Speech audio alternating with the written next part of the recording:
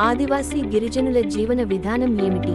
వారు అడవుల్లోనే ఎందుకు ఉంటారు? ఆదివాసీ గిరిజనులు ప్రస్తుతం ఈ పేర్లు తరచుగా వినిపిస్తున్న మాట. ఆదివాసీ గిరిజనుల ఎక్కడో అడవుల్లో ఉంటారు. ఎవరికీ ఎలాంటి హాని చేయరు అని, తమ జోలికి వస్తే మాత్రం వదిలిపెట్టరు అంటారు. అసలు ఆదివాసీలు జనజీవనంలో ఎందుకు ఉండరు? వారికి ఉన్న భాష ఏమిటి? వారి సంప్రదాయాలు ఏమిటి? వారి పెళ్లిళ్లు ఎలా జరుగుతాయి? ఇన్నాళ్లుగా బయటకు రాని ఆదివాసీ గిరిజనుల ఊసు ఇప్పుడెందుకు వస్తున్నాయి? వారి వల్ల ఎవరికీ లాభం? ఎందుకు లాభం అనేదే కాకుండా అసలు ఆదివాసీల చరిత్ర ఎలా మొదలైంది? అయితే ఇది ఒక్కసారిగా తెలుసుకునేది కాదు. సమగ్ర చరిత్ర తెలుసుకోవాలి అంటే శ్రీ టీవీ అందించే ఆదివాసీ చరిత్రలను ఫాలో అవ్వాల్సిందే.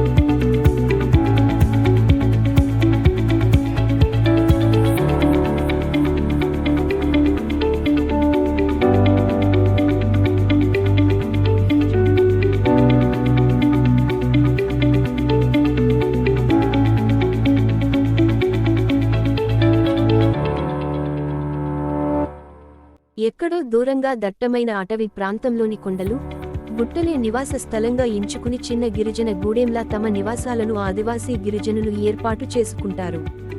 గిరిజనుల్లో వ్యక్తిగత స్వేచ్ఛ, స్వాతంత్ర్యమన్న భావనలు బలంగా కనిపిస్తాయి. గిరిజనులు వేటను, అడవి పండ్లను ప్రసాదిస్తుందని విశ్వసించే ఒక దేవతను పూజిస్తారు. జీవితం దేవుడి వరప్రసాదమేనని, మరణించిన జీవుడు దేవుడిలో కలిసిపోతాడని గిరిజనులు బలంగా నమ్ముతారు.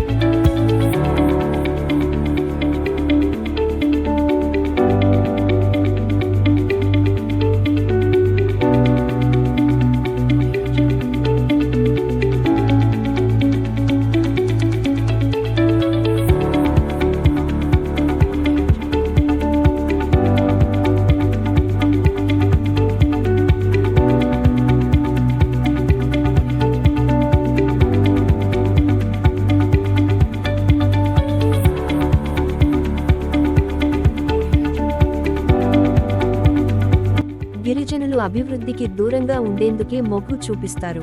అభివృద్ధి చెందిన ప్రాంతాలకు దగ్గరగా ఉన్న గూడెల్లో నివసిస్తున్నప్పటికీ ఆ అభివృద్ధిని అందుకోవడంలో వారు వెనుకబడే ఉంటున్నారు. ఇక మారుమూల దట్టమైన కీకారణ్యంలో ఉన్న గిరిజనుల మాట చెప్పనక్కర్లేదు. అటు పౌష్టికాహారం, ఇటు వైద్యంతో పాటు అభివృద్ధి కార్యక్రమాలు కూడా అందని ద్రాక్షగానే మిగిలిపోతున్నాయి. స్వచ్ఛమైన నీరు లభించకపోవడం వంటి అంశాలు గిరిజనులను వేధిస్తున్నాయి. ఇదే సమయంలో ప్రభుత్వం నుండి కూడా అవసరమైన ప్రణాళిక లేకపోవడంతో అరణ్యంలో సమస్యల మధ్యనే గిరిజనులు కాలం వెళ్లదీస్తున్నారు. గిరిజనులు